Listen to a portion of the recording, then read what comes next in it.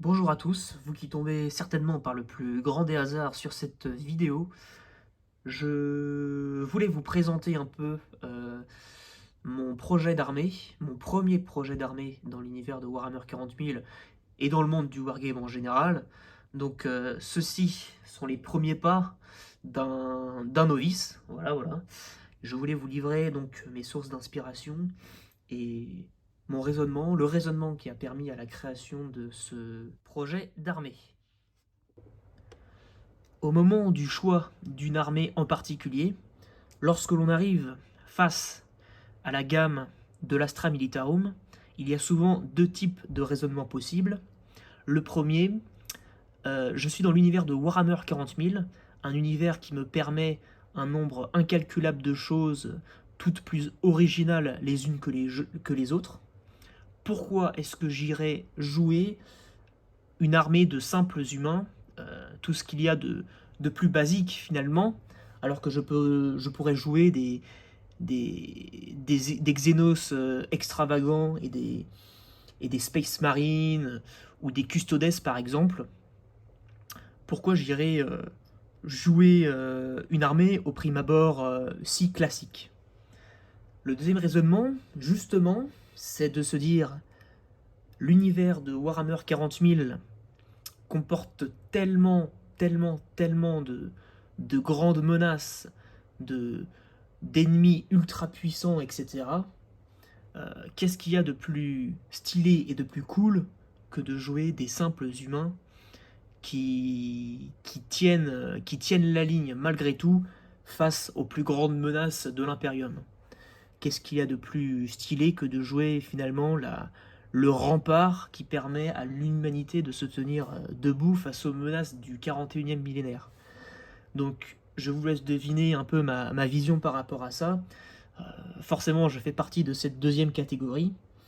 Et pour moi, voilà, c'était clair comme de l'eau de roche que j'allais me lancer là-dedans et qu'il n'y avait pas de choses plus attrayantes et plus stylées que ça. Voilà.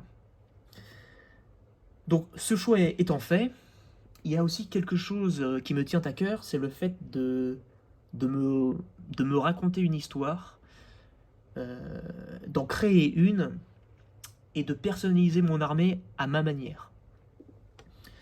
Et pour ce faire, une question se pose en priorité, quelles vont être mes sources d'inspiration? Et surtout, est-ce que ces sources d'inspiration sont crédibles et cohérentes avec le reste de l'univers? Donc ça, c'est vraiment, je pense, pour moi, la question la question la plus importante par rapport au choix d'une armée personnalisée. Et donc, il me tenait à cœur de pouvoir y répondre et y répondre de manière cohérente avec le lore déjà établi, quoi. Je me suis donc demandé quelles ont été les sources d'inspiration menant Games Workshop à la création des différents régiments existants, et j'en suis arrivé à cette conclusion. Tout d'abord, c'est une culture en particulier et un pays en particulier. Par exemple, nous avons le régiment de Valhalla, donc c'est un régiment qui est inspiré de l'armée rouge de la Seconde Guerre mondiale. Donc ici, on a une inspiration clairement russe, même jusqu'à dans l'insigne qui est l'étoile rouge. Il me semble, hein, il me semble que leur insigne c'est l'étoile rouge. Je dis peut-être des bêtises, mais il me semble que c'est ça. Donc on a une inspiration vraiment claire et définie par rapport à un pays en particulier et une culture à un instant T. Donc voilà, l'influence russe est actée, l'influence de la Seconde Guerre mondiale aussi. Nous avons aussi la Descorp, donc la Descorp qui est une armée inspirée par la Première Guerre mondiale euh, et qui est inspirée par la culture de deux pays, c'est-à-dire la France et l'Allemagne. L'Allemagne par le nom même de cette unité et par le casque représentatif caractéristique de l'Allemagne de la Première et de la Seconde Guerre mondiale, mais aussi une certaine inspiration française de par l'uniforme en général, qui est une représentation de l'uniforme classique bleu horizon d'un soldat français en 1900, pas en 1914, mais en 1900, à partir de 1916, il me semble. Mon inspiration pour mon armée va suivre le même raisonnement, et je vais m'inspirer donc de la France médiévale et de la France de la Première Guerre mondiale. Alors comment ça se traduit ici en termes de modélisme? Donc, vous pouvez voir sur mon armée une dominante de 2 couleurs, le bleu et le blanc.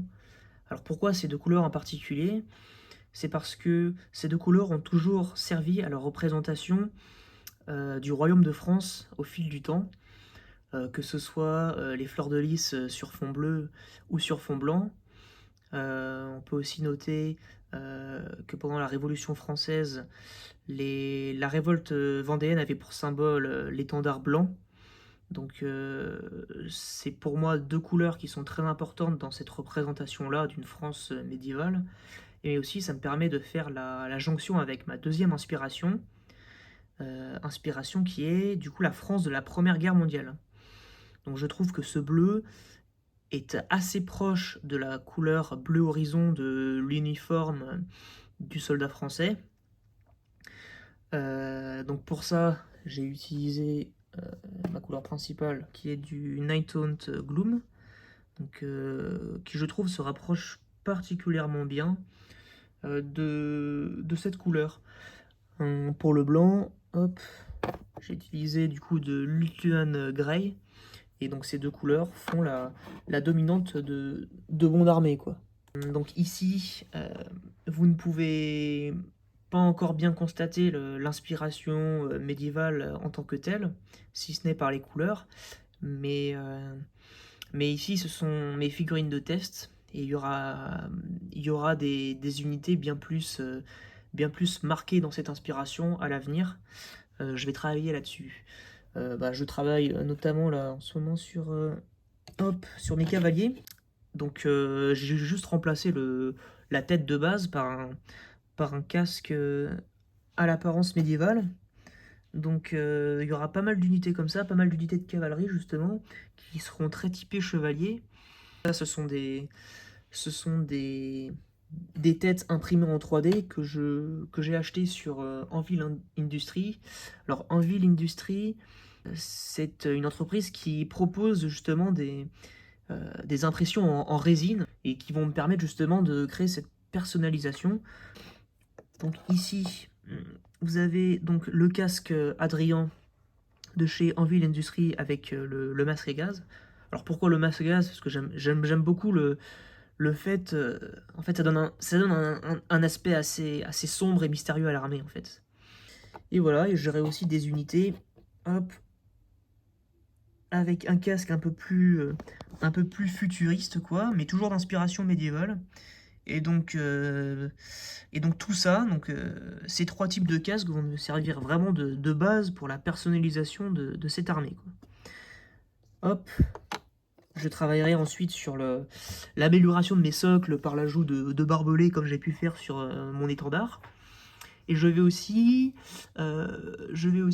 me fournir en décalco personnalisé pour pouvoir mettre des fleurs de lys sur mon étendard. Voilà.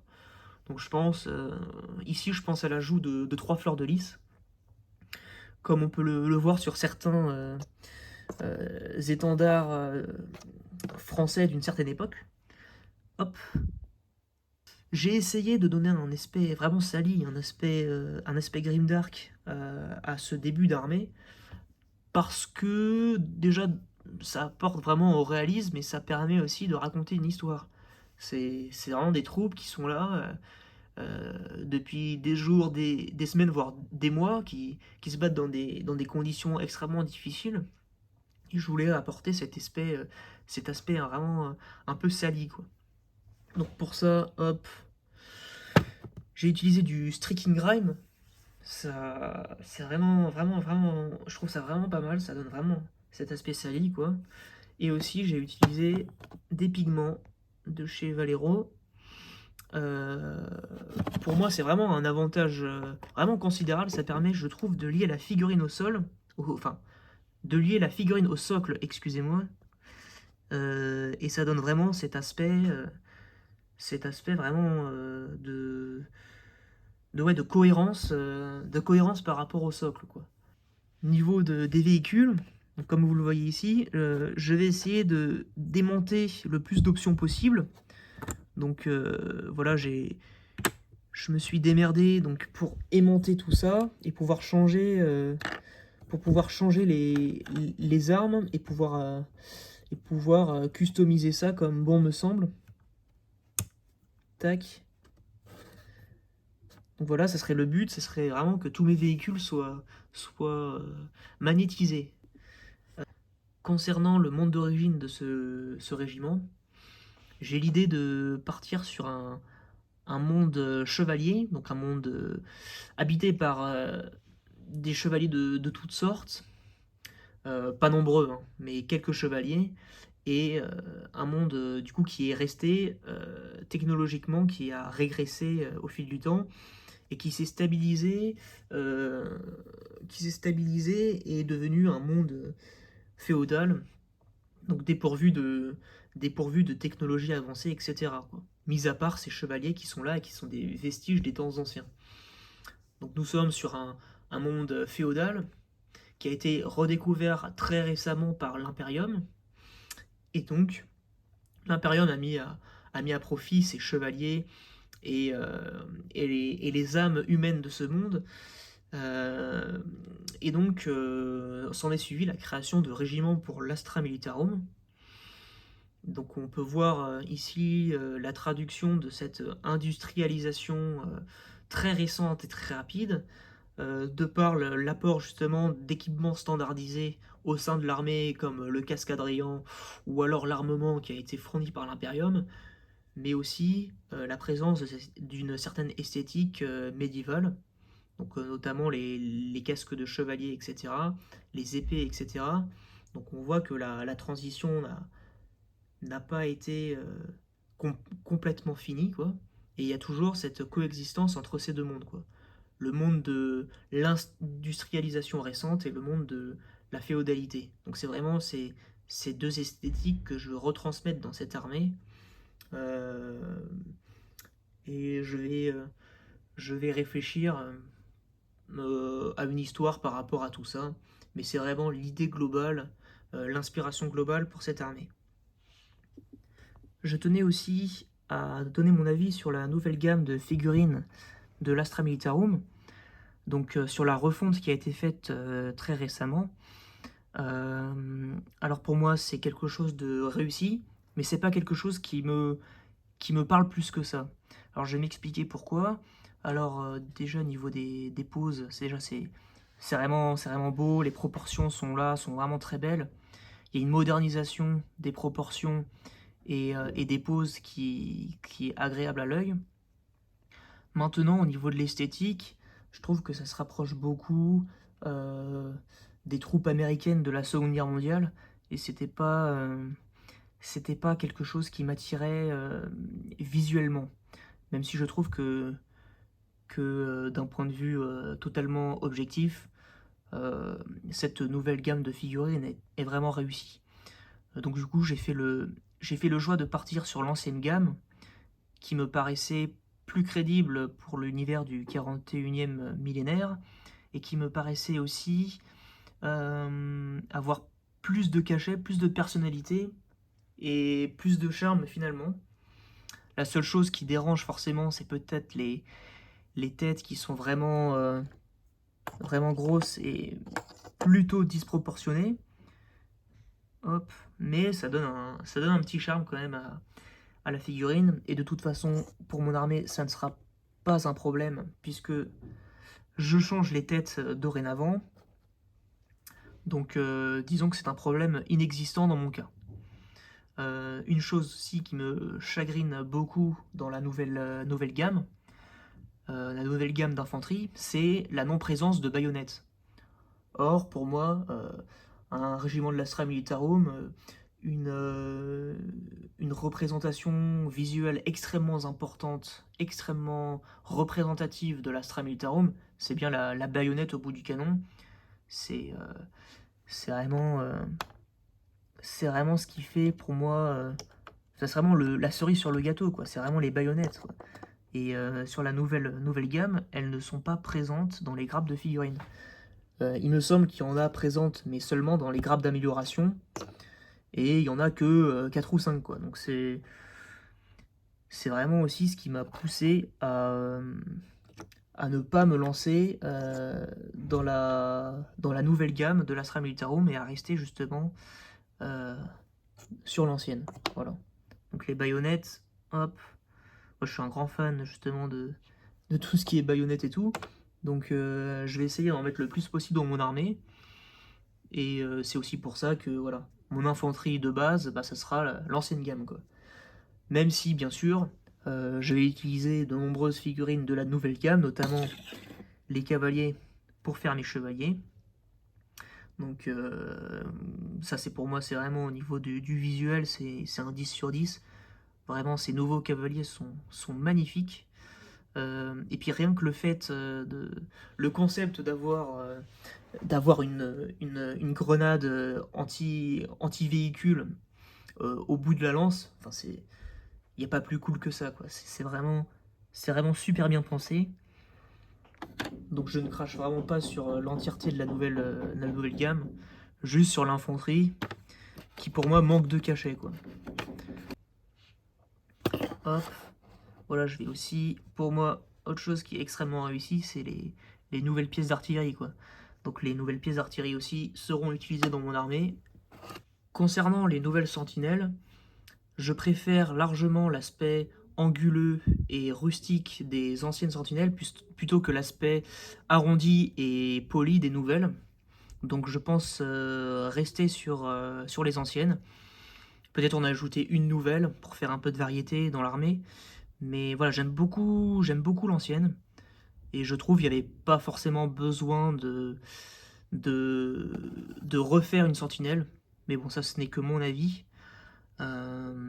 Voilà, en ce qui concerne la gamme de l'Astra Militarum. En conclusion de cette vidéo, je dirais que je suis plutôt content de ce début d'armée. J'aime bien l'esthétique que j'ai réussi à leur donner. L'aspect sali et la couleur me conviennent parfaitement. Maintenant, j'ai fait face à quelques difficultés parce que forcément, j'ai pas un niveau confirmé en peinture. Notamment la Power Sword là, de mon commandant. Ouais, je sais pas, je suis un peu dubitatif là-dessus. Je sais pas comment j'aurais pu faire mieux, mais je vais m'entraîner. De toute façon, y a pas de secret, c'est avec l'expérience qu'on s'améliore. Voilà, j'ai pas fait les yeux de toutes mes figurines, mais ça sera la prochaine étape. Et voilà le plasma qui est vraiment pas très très clean, quoi. C'est vraiment pas très très clean. De ce côté-là en tout cas, ce côté-là est plus réussi. Mais c'est vraiment, ouais, ouais, je trouve ça pas facile. Donc je vais essayer de m'améliorer sur les prochains. Et puis voilà, quoi, on va continuer tranquillement, mais sûrement, ce petit projet d'armée et essayer d'y ajouter une histoire cohérente et intéressante à tout ça. Voilà. Donc je suis désolé là pour le voisin insupportable qui arrête pas de gueuler.